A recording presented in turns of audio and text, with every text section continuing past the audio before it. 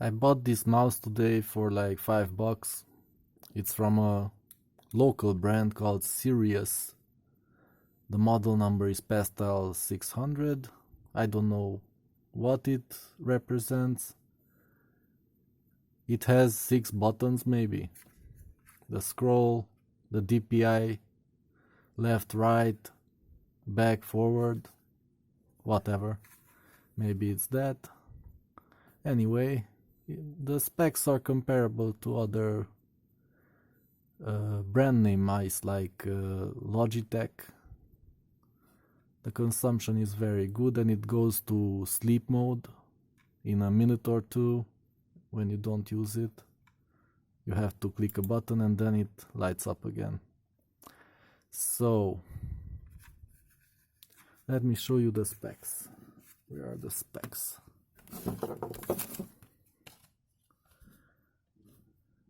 Yeah. So basically, it goes up to 10 meters, 2 resolutions only, 1000 and 1600, 4 buttons. Well, if they say so, but I count the scroll and the DPI button too.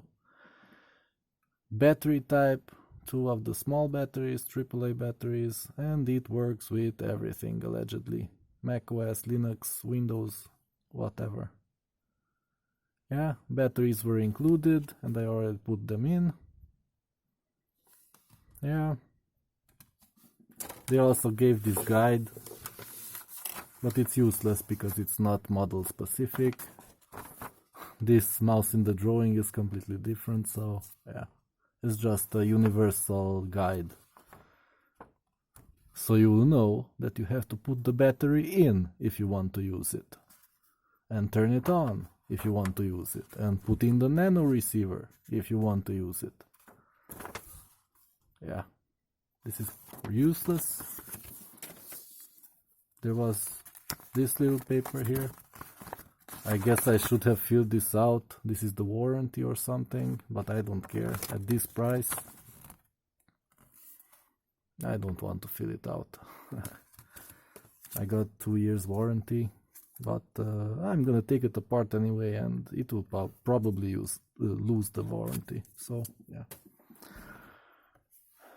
What I noticed about this mouse, which is really interesting and kind of strangely comfortable, the wheel is just a piece of plastic. It's textured slightly, but it's just a piece of plastic, hard plastic. And it feels very comfortable, very good. And the scroll is relatively silent. The clicks kind of loud. The DPI, yeah, this,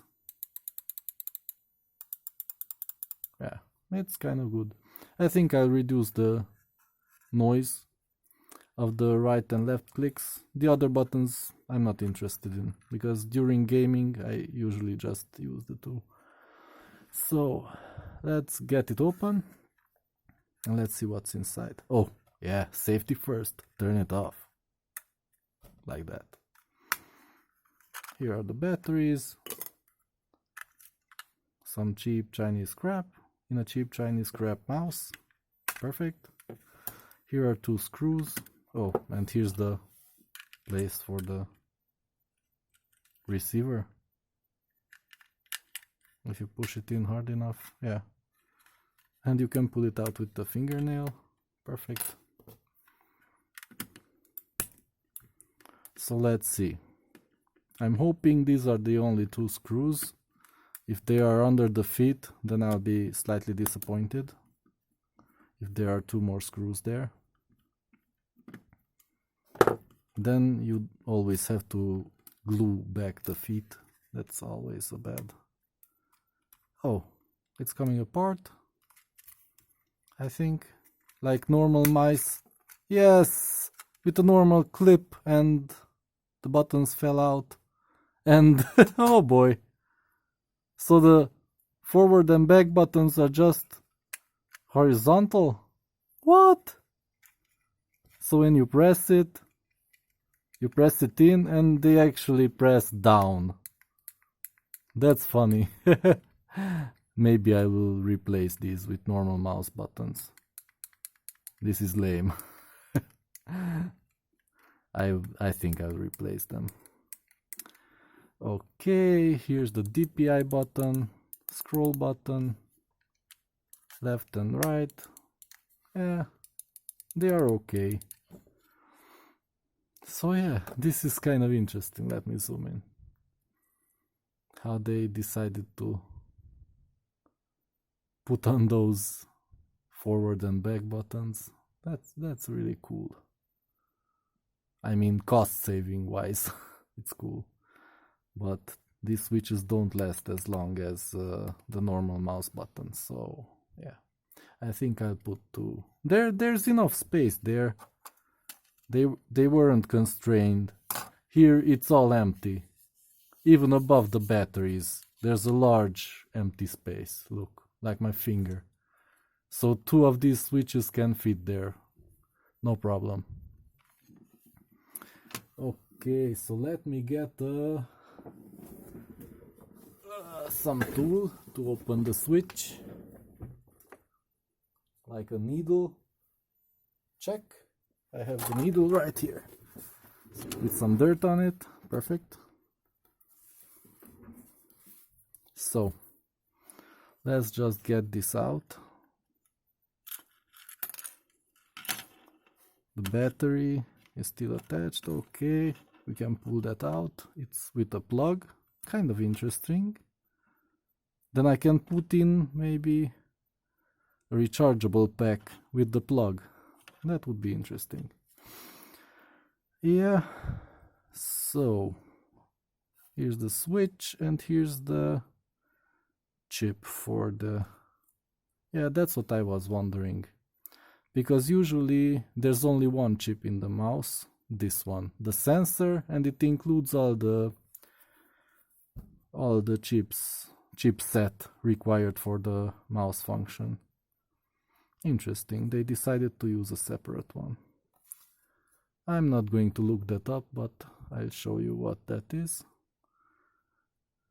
It's a TL SR8S TCE P16 blah blah blah. Whatever. Here's the antenna. Interesting. And yeah, that's kind of it. I'm impressed. I could put one more LED here. Yes. The positive and negative, I think. Or that's also for the battery. Here's the battery. Yeah, probably. I don't care. It's fine. So let's pop open these switches and make them move less, so they'll make less sound. This is the left click. Hopefully I don't break it. I unlocked one of the sides and then I force it apart with my fingernail. Hopefully. Yeah. And I didn't break it. Perfect. But I moved this slightly. That's not good. But yeah. It's back. So, what's the problem with these switches usually? Is that they move too much. So this action is too long. The contact has too much room to move and then it makes more sound. So I'll just push down on it so it will bend, and now it moves less. It still works perfectly fine. Okay. Let's put back the... How was it? Oh, yeah, like this. Always be careful not to let that red button thing fall out, because yeah, that's a pain in the ass to put back. So this is how it's going to, yeah, like this. And let's do this one. The right click, force it.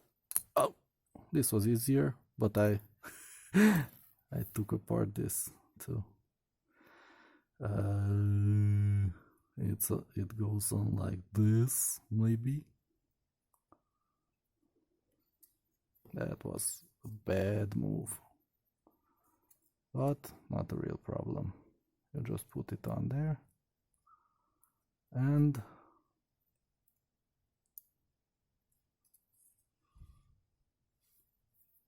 it's almost on. I just have to get it under this thing.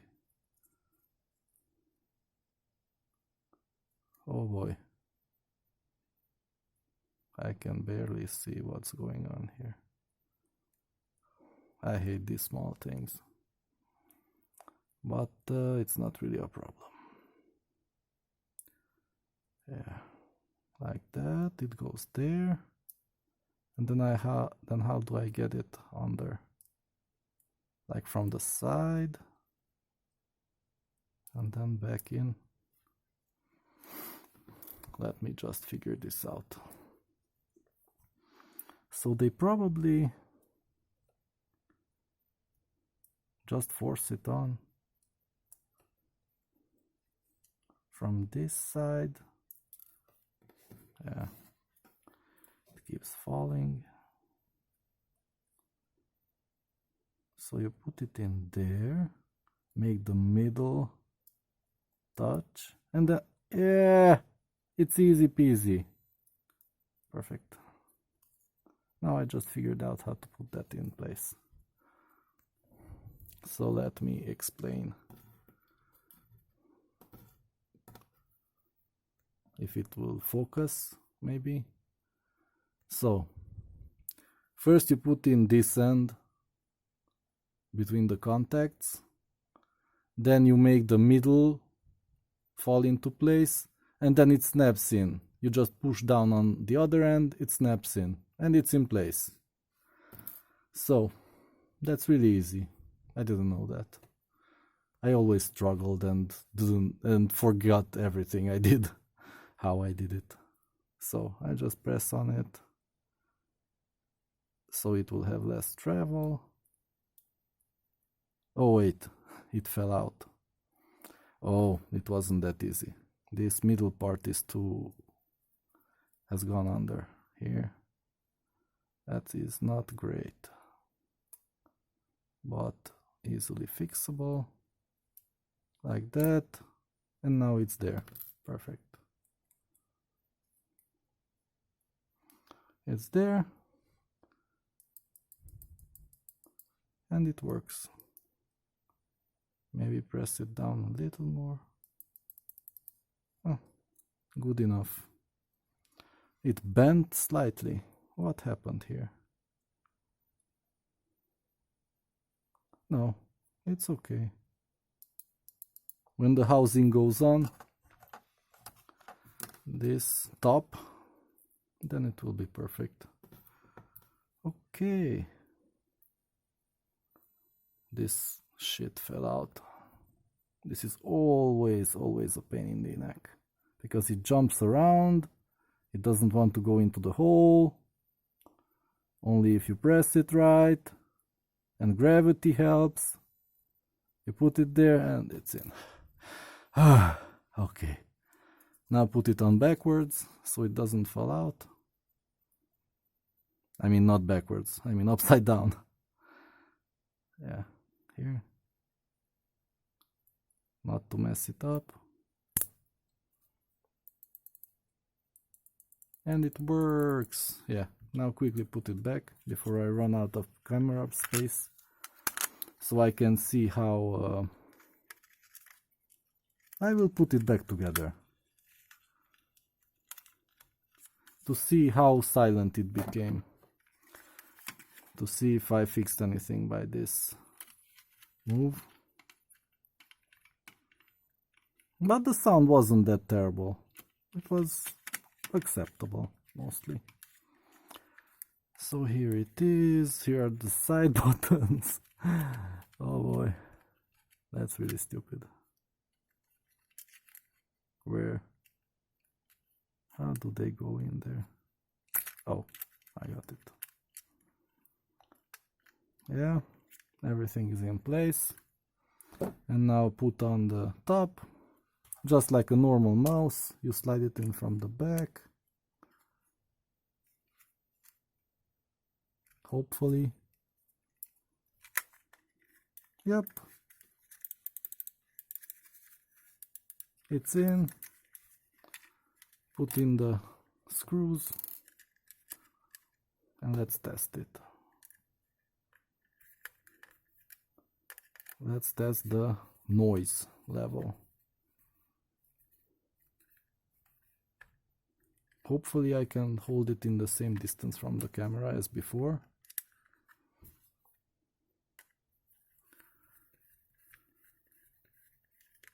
Yep, it's in. It's in. Put in the batteries to make it realistic. Put on this. And I held it like this.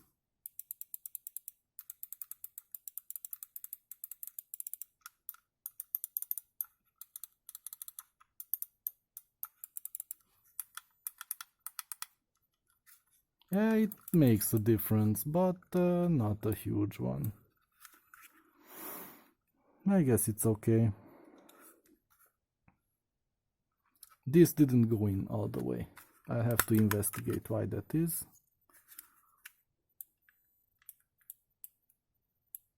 Look, it can go further, but I'll have to see why this is, but it's no real problem. Okay, so that's my mouse silencing procedure.